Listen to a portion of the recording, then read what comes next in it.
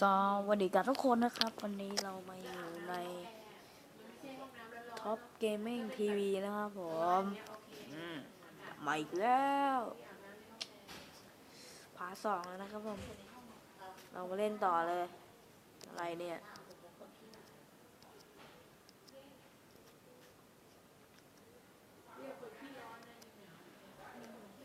เก็บเพชรให้เยอะที่สุดถ้าเสียงหายหรือเสียงโฮมดังหรือแหลกมุมด้านขวามีสีเขียวขออภัยด้วยนะครับถ้ามีอาการแหลกหรือกระตุกหรือเสียงหายหรือเสียงผมเบาขออภัยณที่นี้ด้วยนะครับ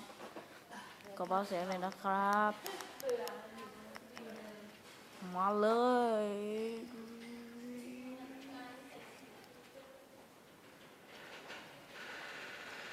โอ้ย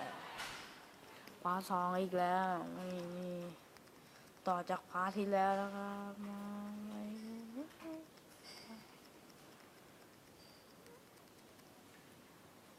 โอ้ยแหลก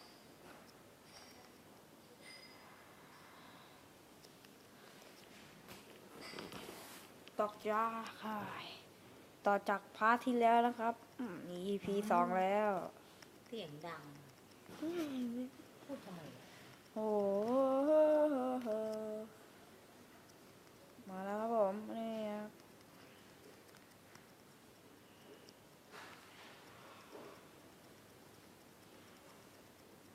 มาเลย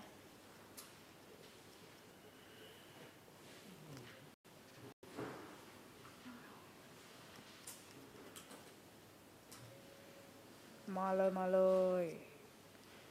เนี่ยมาเลยครับผมเดินไปแหลกมากเมื่อไหร่ถึงบอสวะปลาเค็มนี่จอมเม็ดโอ้โหกับพัน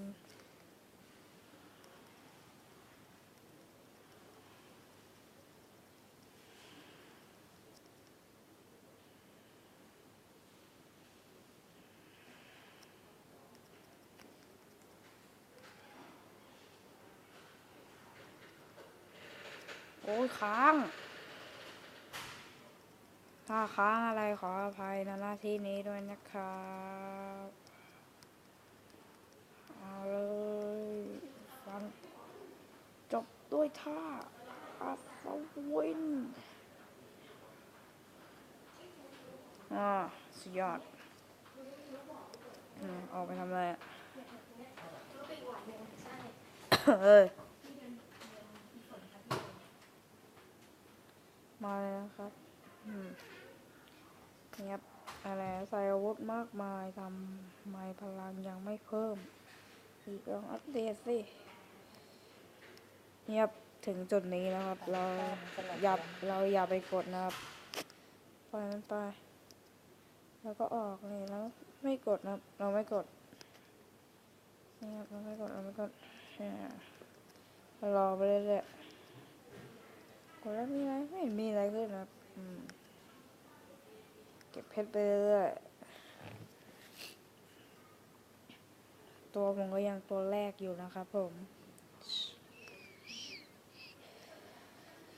เสียงหายเสียงขาดเสียงเบาเสียงเกมดังขออภัยหรือแหลก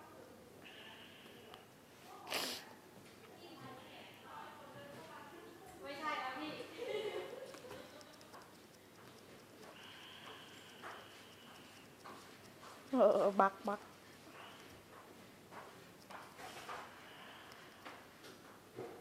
นี่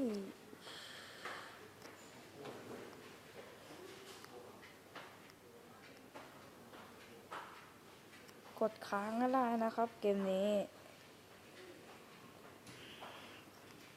อุ้ยแหลกค้างโคตรเลย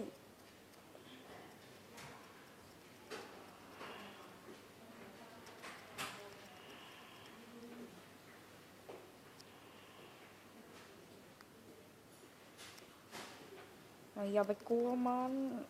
เอาสู้ได้ทุกคน ครับโอ้ยแรกเสียงเบาอยู่แล้วล่ะโอ้ยพูดค้างขออภัยครับ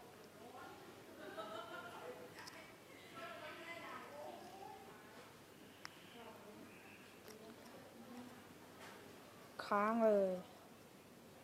โอเคไปเรื่อยๆมา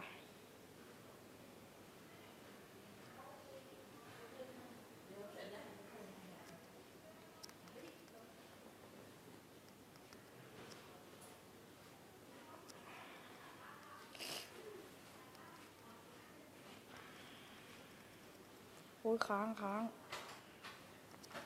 ฟันดิฟัน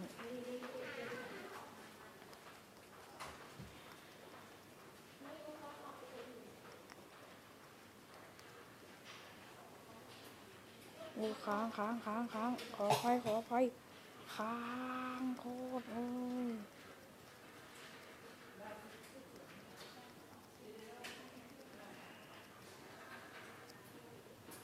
จบด้วยท่าสวยครับผมได้ได้100แล้วครับผมจุดที่ให้ซื้อเพชรมันจะเปลืองเพชรนะครับผมเราอย่าไปกดมันมีเกมอะไรมันก็ไม่รู้เราปล่อยไปมาเข้าต่อเลย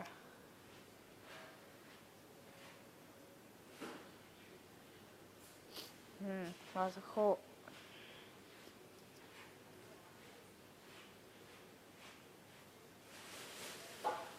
ขอตัดต่อก่อนนะครับกลับเข้ามาเป็นเหมือนเดิมแล้วนะครับผมไปต่อเลยอะไรกดค้างพัฒนาสามารถพัฒนาต่อเนื่องได้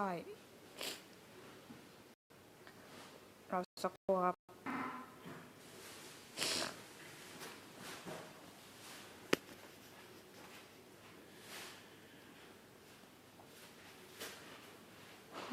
ค้างเลย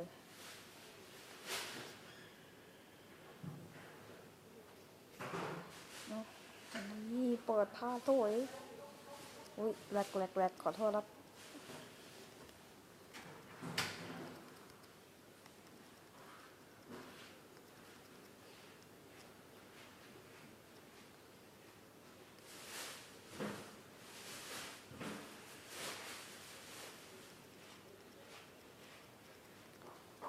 มาดิ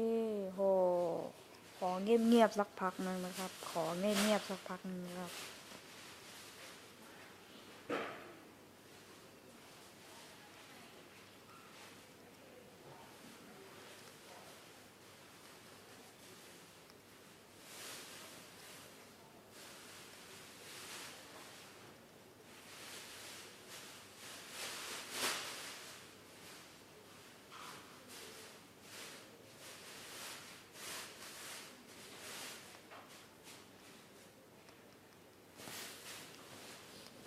ขออภัยนะครับมีแบตเตือนมาแล้ว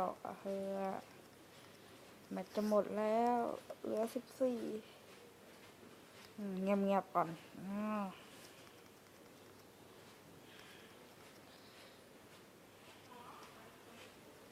อุ้ยค้างขออภัยครับขออภัยขอตัดคลิปตรงนี้ก่อนนะครับแป๊บนึงครับมีปัญหาทางเทคนิคครับกลับมาแล้วนะครับผมมีทางเทคนิคอย่างหนึ่ง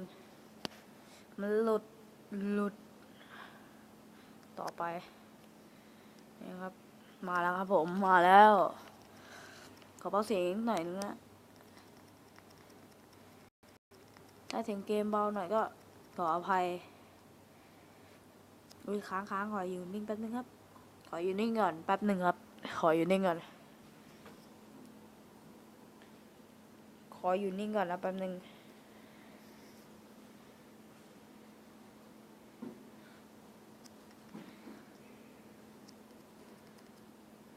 นี่ไม่ใช่บอสแท้ครับแต่เราต้องฆ่ามันค้าง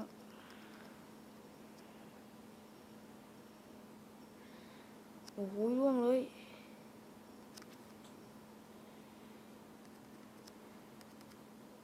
อุ้ยผมอาจจะแพ้ครับ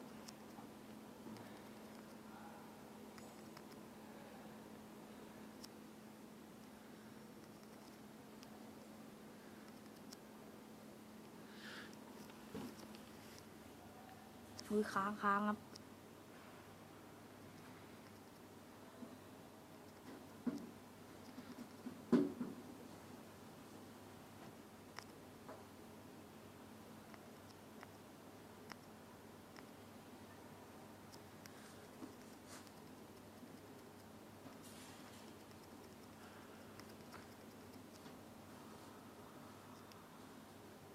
ถ้าค้างขออภัยด้วยนะครับ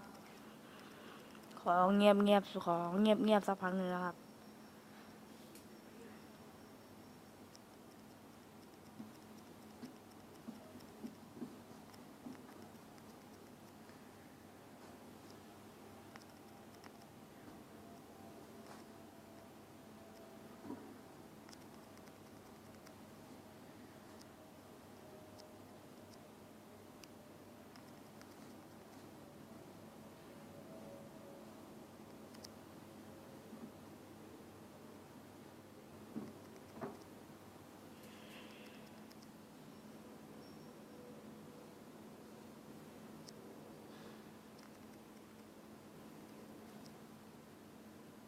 นี่ครับตายแล้วครับผมเกือบตายแล้วด้วย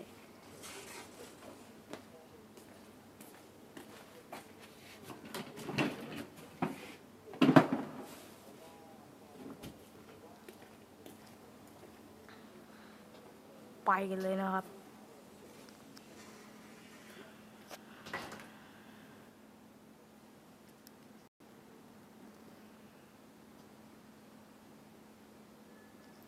ตอนพาร์ทหน้านะครับ